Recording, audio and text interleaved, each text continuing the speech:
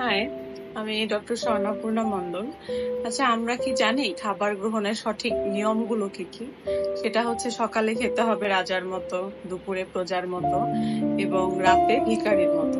কিন্তু আমরা সকলে আসলে এটা কতটা বাস্তবায়ন করতে পারি আমাদের দৈনন্দিন জীবনে? আহ যদি আমরা দেখি আমাদের আশেপাশের ম্যাক্সিমাম ফ্যামিলিগুলোতে দেখা যায় যে সারাদিন কর্মব্যস্ততার জন্য পরিবারের সকলে মিলে একসাথে খাওয়া হয়ে ওঠে না। তো দিন শেষে রাতে বাড়িতে এসে সকলে গল্পগুজব করে একসাথে বসে মজা করে বেশি বেশি খেয়ে ফেলি। আবার পরের দিন নতুন দিন শুরু করার জন্য রাতে ঘুমোতে যেতে হয়।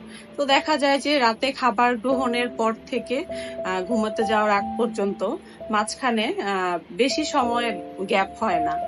তো আমাদের পাকস্থলীতে খাবার হজম হতে মিনিমাম 3 থেকে 4 ঘন্টা সময় লাগে।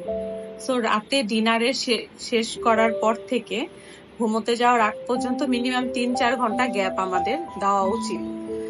যদি না দেওয়া হয়, রাতে ডিনার শেষ করে যদি ঘুমোতে যাই, আর এই অভ্যাসগুলো যদি আমরা দীর্ঘদিন ধরে করতে থাকি, চলতে থাকে, তাহলে আমাদের অনেক ধরনের রোগ হতে পারে। সেটার মধ্যে অন্যতম হলো জার্ড, গ্যাস্ট্রোইসোফেজিয়াল রিফ্লাক্স ডিজিজ।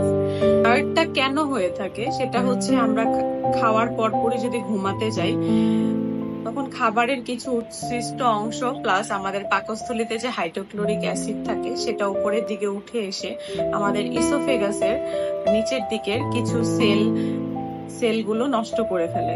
খাবারগুলোর ইরিটেশনের জন্য কিছু সেল নষ্ট হয়ে যায় এবং সেটার ফলস্বরূপ ভবিষ্যতে সেখানে ক্যান্সার হওয়ার সম্ভাবনা বেড়ে যায় এবং আমাদের বুক জ্বালা পোড়া এবং বুকের মাঝখানে ব্যথা অনুভূত হতে পারে, যেটা আমাদের দেশে খুবই কমন, গ্যাস্ট্রিকের ব্যথা।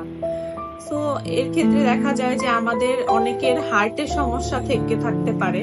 সো হার্টের পেইনও সেই এপিগ্যাস্ট্রিক রিজনে, মানে বুকের মাঝখানে হয়ে থাকে। সো ম্যাক্সিমাম মানুষই মনে করে যে হার্টের পেইন হলেও মনে করে যে আমার গ্যাস্ট্রিকের ব্যথা। এর জন্য চিকিৎসার খামখেয়ালির জন্য তারা সঠিকভাবে চিকিৎসা করে না। সো ভবিষ্যতে মারাত্মক স্বাস্থ্য ঝুঁকিতে পড়তে হয়।